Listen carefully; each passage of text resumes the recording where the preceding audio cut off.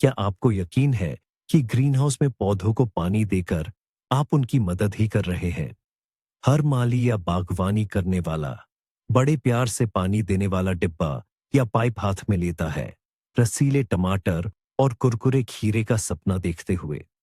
पर क्या होगा अगर मैं आपको बताऊं कि आपका यह भरपूर पानी देना ही बीमारियों और खराब फसल की वजह बन सकता है? कि पानी देने में एक छोटी सी गलती आपकी सारी मेहनत पर पानी फेर सकती है। आज हम आपको ग्रीनहाउस में सही तरीके से पानी देने के 5 ऐसे रहस्य बताएंगे जिन्हें अक्सर लोग नजरअंदाज कर देते हैं। और इन नियमों को जानना आपको एक साधारण शौकिया से ग्रीनहाउस बागवानी का सच्चा गुरु बना देगा। इसे अंत तक देखिए और आप समझ जाएंगे कि क्यों यूं ही उठाकर पानी देना सही नहीं है। चलिए पहले ये साफ कर देते हैं। ग्रीनहाउस सिर्फ छत के नीचे की बगिया नहीं है। ये एक बंद पारिस्थितिकी तंत्र है जिसका अपना एक सूक्ष्म जलवायु होता है। खुले मैदान की तुलना में यहां हवा नहीं होती जो पत्तियों को सुखा दे, और न ही ऐसी बारिश होती है जो मिट्टी को धो दे। यहां आपकी कोई भी गलती कई गुना बढ़ जाती है, क्योंकि नमी और तापमान मिलकर आपको धोखा दे सकते हैं। इसीलिए ग्रीनहाउस में पानी देने का तरीका पूरी तरह से अलग होना चाहिए। तो पहला रहस्य यह है, समय आपका सबसे बड़ा दोस्त है, और यहीं पर बागवानों की सबसे आम गलती होती है। कई लोग अपनी ग्रीनहाउस को शाम को गर्म दिन के बाद पानी देते हैं। ये तार्किक लगता है ना? सूरज ढल गया, अब पौधों को आराम से ताजा किया जा सकता है। लेकिन असल में ये उनके लिए उलटा पड़ जाता है, यानी नुकसानदेह साबित होता है। आइए समझते हैं क्यों। कल्पना कीजिए, आपने अपने टमाटरों को अच्छी तरह से पानी दिया। पानी तो सोख लिया जाता है, लेकिन बंद ग्रीनहाउस में हवा बहुत नम बनी रहती है। रात में दरवाजे और खिड़कियां आमतौर पर बंद रहती हैं और हवा का आवागमन लगभग रुक जाता है। तापमान गिरता है, तो हमें अंत में क्या मिलता है? फंगस के विकास के लिए आदर्श परिस्थितियां पैदा हो जाती हैं। बढ़ी हुई नमी, वेंटिलेशन की कमी और रात की ठंडक, यह फाइटोफ्थोरा और पाउडरी मिल्ड्यू जैसे फंगस के लिए किसी दावत से कम नहीं। आप अपने ही हाथों से उनके पनपने के लिए एक अनुकूल माहौल तैयार कर देते हैं। पौधे पूरी रात गीले पैरों के साथ और नमी में खड़े रहते हैं, जिससे वे बीमारियों का आसान शिकार बन जाते हैं। और सुबह आप पत्तियों पर पहले अप्रिय धब्बे देखकर हैरान हो सकते हैं। अब देखते हैं कि सुबह पानी देने पर क्या होता है। आप पौधों को पूरे दिन के लिए ऊर्जा से भर देते हैं। उन्हें वह आवश्यक नमी मिलती है ठीक उस समय जब सूरज की तपिश बढ़ने वाली होती है। जड़ें दिन की गर्मी को शांत से सहने के लिए तेजी से पानी सोख लेती है। मिट्टी और पत्तियों की सतह से सारी अतिरिक्त नमी अगर गलती से वहां पहुंच भी गई हो, तो सुबह की धूप और दिन के वेंटिलेशन से तेजी से सूख जाती है। पानी का जमाव नहीं होता, कोई जोखिम नहीं, सब कुछ सरल और सुरक्षित है। तो मुख्य नियम याद रखें, ग्रीनहाउस में सबसे अच्छा पानी सुबह देना है। और बात खत्म। अब बात करते हैं दूसरे नियम की, जिसके बारे में ज्यादातर लोग सोचते भी नहीं। पानी का तापमान। आप एकदम से ठंडे पानी से नहीं नहाते, है ना? तो आपके पौधों को भी ऐसा झटका पसंद नहीं आता। बोरवेल या कुएं से सीधे बर्फीले पानी से सिंचाई करना जड़ों की प्रणाली के लिए बहुत बड़ा तनाव है। जरा कल्पना कीजिए, ग्रीनहाउस में मिट्टी 20-25 डिग्री के आरामदायक तापमान तक गर्म हो गई है। जड़ें आराम से हैं, सक्रिय रूप से काम कर रही हैं, पोषण सोख रही है, और तभी आप उन पर 5-10 डिग्री तापमान का एक बाल्टी पानी उड़ेल देते हैं। क्या होता है? एक असली सदमा। ऐसे ठंडे झटके से सबसे पतली पोषक तत्व सोखने वाली जड़ें बस सुन्न पड़ जाती है और काम करना बंद कर देती है। पौधा कुछ समय के लिए सुस्त पड़ जाता है। उसे मिट्टी से न तो नमी मिल पाती है और न ही पोषक तत्व, भले ही वहां उनकी प्रचुर मात्रा हो। विकास धीमा हो जाता है, फल फूल गिर सकते हैं, और पौधा खुद बीमारियों के प्रति अधिक संवेदनशील हो जाता है। ठंडे पानी से नियमित सिंचाई आपके पौधों को कमजोर करने और अच्छी फसल न पाने का एक सुनिश्चित तरीका है। तो फिर इसका क्या हल है? बहुत आसान। ग्रीनहाउस के अंदर या उसके पास एक बड़ा ड्रम रखें, हो सके तो गहरे रंग का, ताकि वह धूप में अच्छे से गर्म हो सके। उसे पहले से पानी से भर दें। एक दिन में पानी स्थिर हो जाएगा और आसपास के तापमान तक गर्म हो जाएगा। ऐसी सिंचाई पौधों के लिए एक गर्म सुखद गर्मियों की बारिश जैसी होगी।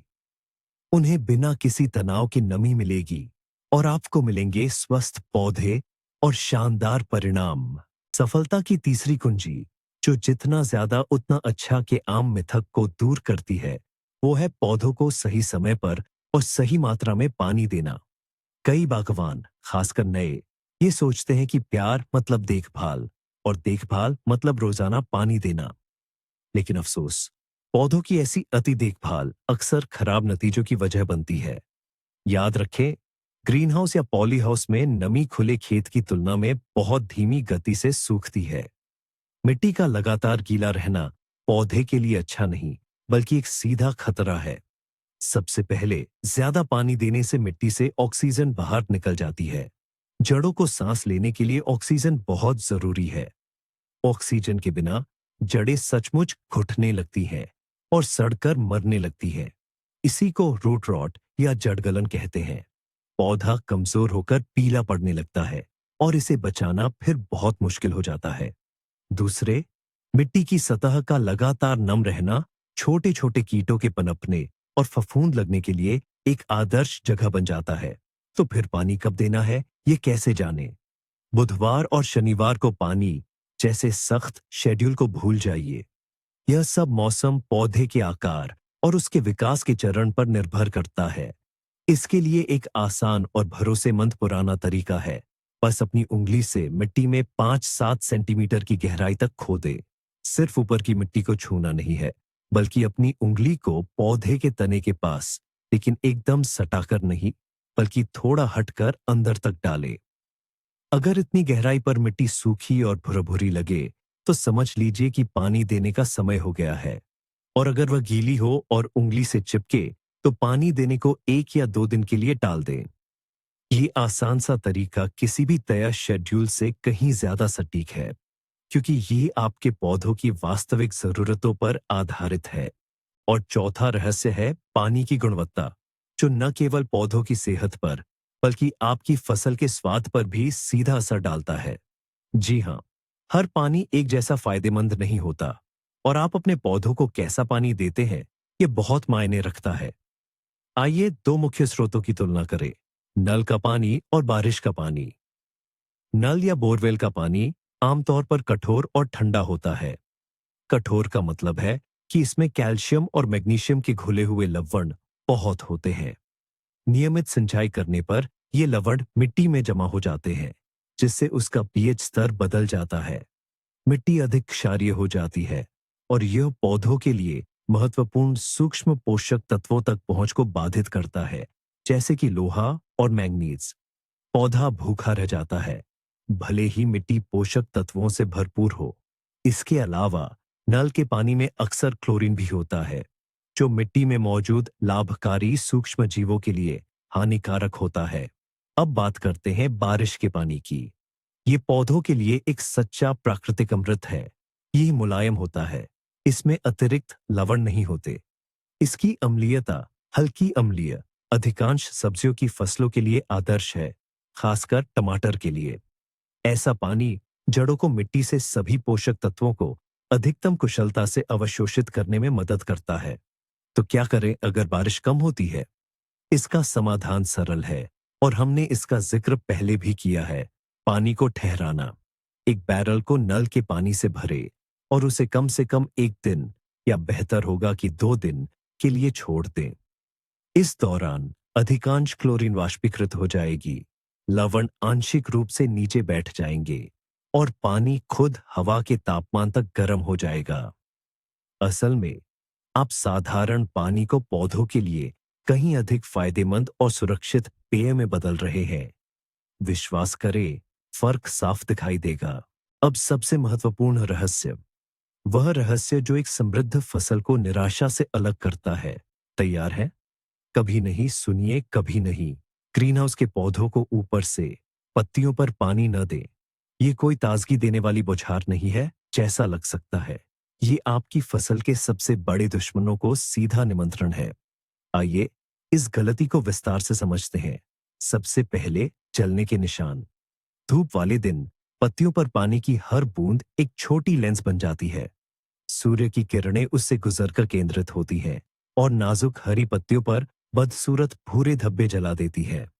पौधा फल देने के बजाय इन घावों को ठीक करने में अपनी ऊर्जा खर्च करता है। लेकिन यह तो अभी आधी समस्या है। सबसे बुरा तो बाद में होता है। याद रखिए, ग्रीनहाउस एक गर्म और नम जगह होती है, जहां हवा का संचार सीमित होता है। जब आप पत्तियों को गीला करते हैं, तो आप फंगल रोगों के पनपने के लिए एक उत्तम प्रजनन स्थल बना देते हैं, खासकर फाइटोफ्थोरा जैसे रोगों के लिए। इसके बीजाणु ऐसी परिस्थितियों को बहुत पसंद करते हैं। वे नम पत्तियों पर अंकुरित होते हैं और कुछ ही दिनों में आपकी सारी मेहनत बर्बाद कर सकते हैं। आप सचमुच अपने ही हाथों से संक्रमण के लिए दरवाजे खोल देते हैं। तो सही तरीका क्या है? आपका लक्ष्य पानी को सीधा जड़ों तक पहुंचाना है, क्योंकि पौधे जड़ों से पानी पीते हैं, पत्तियों से नहीं। इसलिए उन्हें वही पानी की जरूरत होती है। अपने पानी देने को लक्ष्य केंद्रित रखें, पूरे क्षेत्र को भिगोने के बजाय। आपका लक्ष्य जड़ क्षेत्र है। लंबी नोजल वाली पानी की कैन, ड्रिप सिंचाई प्रणाली का उपयोग करें या बस तने के चारों ओर पहले से बनाई गई नाली में सावधानी से पानी डालें। यकीन मानिए, आपके टमाटर और खीरे ऐसी खास देखभाल के लिए आपको रसीली और स्वस्थ फसल के रूप में ढेर सारा धन्यवाद देंगे। अब आता है सबसे जरूरी राज, वो राज जो बम्पर फसल और निराशा के बीच का फर्क तय करता है। तैयार हैं? कभी नहीं, सुनिए कभी नहीं, अपने ग्रीनहाउस के पौधों को ऊपर से पत्तों पर पानी दें। यह ताजगी भरा शावर नहीं, बल्कि बीमारियों को न्योता देना है। ग्रीनहाउस में पत्ते पर पानी की हर बूंद सूरज की एक छोटी लेंस बन जाती है, जिससे पत्ते जल जाते हैं। लेकिन इससे भी बुरा यह है कि लगातार नमी और गर्मी में ये फंगल बीमारियों, खासकर फाइटोफ्थोरा जैसी भयानक बीमारी के लिए एक आदर्श वातावरण बन जाता है। आप तो मानो अपने हाथों से उसके लिए रिसोर्ट जैसी जगह बना रहे हैं। आपका लक्ष्य पानी को सीधे जड़ों तक पहुंचाना है, जहां उसकी असल में जरूरत है। खुद को एक स्नाइपर समझे, न कि एक आर्टिलरी मैन। आपका निशाना जड़ होनी चाहिए, न कि आसपास का पूरा इलाका।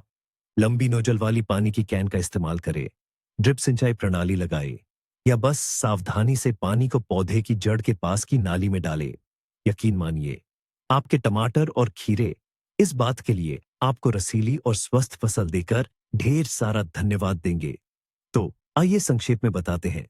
सही समय, गुनगुना पानी, नमी की जांच, अच्छी गुणवत्ता वाला पानी और सबसे महत्वपूर्ण, सीधे जड़ में पानी देना। ये वो 5 आधार हैं जिन पर आपके ग्रीनहाउस का स्वास्थ्य टिका है। यह वीडियो आखिर तक देखने के लिए धन्यवाद। उम्मीद है ये सुझाव आपके लिए उपयोगी रहे होंगे। अगर आपको कुछ नया सीखने को मिला है, तो वीडियो को लाइक करें और चैनल को सब्सक्राइब करें, ताकि आप बागवानी से जुड़े दूसरे उपयोगी नुस्खे न छोड़ दें। अब आपके लिए एक सवाल, आप पानी देने के कौन से राज इस्तेमाल करते हैं? या हो सकता है कि आपने पहले इनमें से कोई गलती की हो। अपने अनुभव कमेंट्स में साझा करें। आइए इस पर चर्चा करें।